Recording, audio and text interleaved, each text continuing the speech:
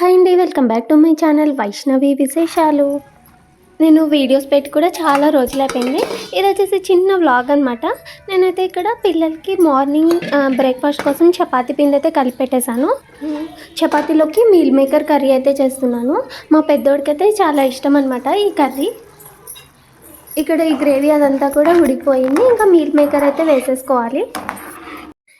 ఈ meal maker curry వచ్చేసి ఇలా పల్చగా చేయాలంట, మా పెద్దోడైతే చెప్పాడు. సో వాడి కోసం అయితే అలానే చేస్తున్నాను. ఇందులో ఇలా కొద్దిగా వాటర్ వేసుకొని ఇంకొక 5 మినిట్స్ అయితే ఉడికించుకోవాలి. మా చిన్నోడైతే ఇలా కర్రీస్ అలా ఏవి కూడా తిననమాట. జస్ట్ ప్లెయిన్ చపాతీ అయితే తినేస్తాడు. ఇక్కడ చపాతీలు అయితే కాల్చేసాను. చపాతీ పైన కొంచెం కొత్తిమీర వేసి చేసిమ్మన్నాడనమాట మా పెద్దోడు. సో ఇంకా అలా కొంచెం కొత్తిమీర అలా చల్లి కాల్చి ఇచ్చేసాను. ఇంకా ఇక్కడ లంచ్కి వచ్చేసి పప్పుల పొడి అయితే తీసుకెళ్తున్నాడు. ఈరోజు పప్పుల పొడి పెరుగన్నం అయితే తీసుకెళ్తున్నాడు అనమాట. ఈ కొత్తిమీర చపాతీ ఏంటంటే మేము సంతోష్ డాబాకి అలా వెళ్ళినప్పుడు కొత్తిమీర రోటీ తీసుకుంటారనమాట. ఇంకా అందుకోసమని ఇంట్లో చపాతీ పైన ఇలా వేసి అయితే ఇచ్చేసాను. మా చిన్నోడైతే ఇది రోటీ కాదు చపాతీ టేస్ట్ వస్తుందని అయితే కనుక్కున్నాడు.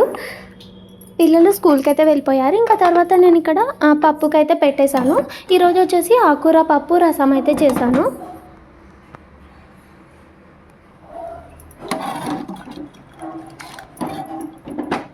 ఇంకా తర్వాత మా వారికి లంచ్ బాక్స్ అయితే ప్యాక్ చేస్తున్నాను అనమాట. ఈ స్కూల్స్ ఉన్నాయంటే మాత్రం మార్నింగ్ అసలు పరిగెత్తినట్టే ఉంటుంది. ఒక 5 మినిట్స్ లేట్ లేచినా ఇంకా మిగిలిన పనులన్నీ కూడా లేట్ అయిపోతుంటాయి.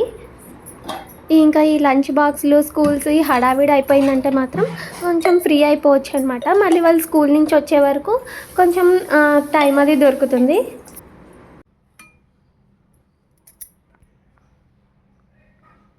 ఇక్కడ మా చిన్నోడు స్కూల్ నుంచి అయితే వచ్చేసాడు. వాడికి అన్నం అయితే పెట్టేశాను. ఇంకా తర్వాత వాడైతే ఆడుకుంటున్నాడు అనమాట. ఫస్ట్ మా చిన్నోడికి తినిపించేసి ఇంకా తర్వాత నేనైతే భోంచేస్తాను. ఇంకా తర్వాత మళ్ళీ వాడిని పడుకోబెట్టేసి ఇంకా మళ్ళీ మా పెద్దోడు వచ్చే టైం అవుతుంది. ఇంకా వాడిని అయితే తీసుకురావాలి. ఇంకా వీడు స్కూల్ నుంచి వచ్చాడంటే మాత్రం ఇలా ఏదో ఒక అల్లరైతే చేస్తుంటాడు. ఇక నేను దోశ పిండికి అయితే నానేస్తున్నాను. అంటే మార్నింగ్ నానపెట్టడం మర్చిపోయాను. ఇంకా ఆఫ్టర్నూన్ అయితే నానేస్తున్నాను. మేము ఈ దోశలు చేసుకొని కూడా చాలా రోజులు అయిపోయింది. అంటే 2 వీక్స్ పైన అయిపోయింది అనమాట. లేదంటే మాత్రం ఎవ్రీ వీక్ దోశలు అయితే కంపల్సరీగా చేసుకుంటాము. మా దోశ పెన్నం అయితే బాగా హీట్ ఎక్కువైపోయి ఆ దోశలు అయితే రావట్లేదు. ఆ పెన్నానికే అతుక్కుపోతున్నాయి.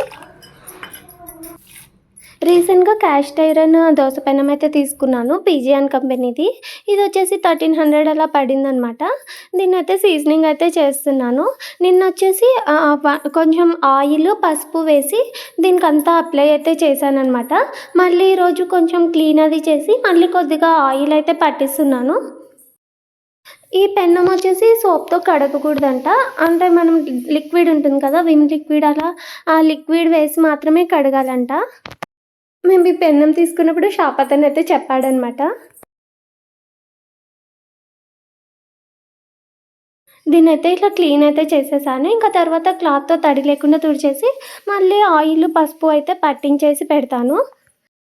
ఇంకా రేపటి నుంచి దోశ పెన్నం అయితే వాడతాను. అవి ఎలా వస్తాయో ఏమో అని కొంచెం భయంగా అయితే ఉంది. అంటే క్యాస్ట్ ఐరన్ కదా, నాన్ స్టిక్ అయితే టెన్షన్ లేకుండా అంటే అతుక్కోకుండా వచ్చేస్తాయి. ఇంక ఇలా మొత్తం ఆయిల్ పసుపు అయితే అప్లై చేసి పెట్టేశాను. ఇది వచ్చేసి ఈవినింగ్ నేను ఇక్కడ దోశ కోసం కొన్ని అటుకులు అయితే నానబెట్టేశాను. ఇంక ఇక్కడ గ్రైండర్కి అయితే వేస్తున్నాను ఈ దోశ పిండిని. ఈ దోశలు కూడా మనం మిక్సీలో వేసకంటే ఇలా గ్రైండర్లో వేస్తేనే చాలా బాగా వస్తాయి.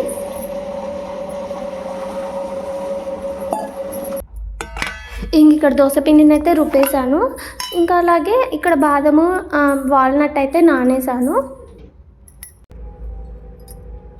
దాంతోపాటు ఇలా కొన్ని మెంతులు కూడా నానబెట్టేశాను. ఇంకా మార్నింగ్ ఇవి ఉడికించుకొని తాగాలి. ఇంకా తర్వాత స్టవ్ అదంతా కూడా క్లీన్ చేసి పెట్టేశాను. ఇంకా మిగిలిన గ్రైండరు క్యారియర్ బాక్స్లు అవన్నీ కూడా వాష్ చేసి అయితే పెట్టేశాను. ఇదన్నమాట ఇవాళ వీడియో. నచ్చినట్టయితే లైక్ చేసి షేర్ చేయండి. అలాగే మన ఛానల్ని సబ్స్క్రైబ్ చేయండి.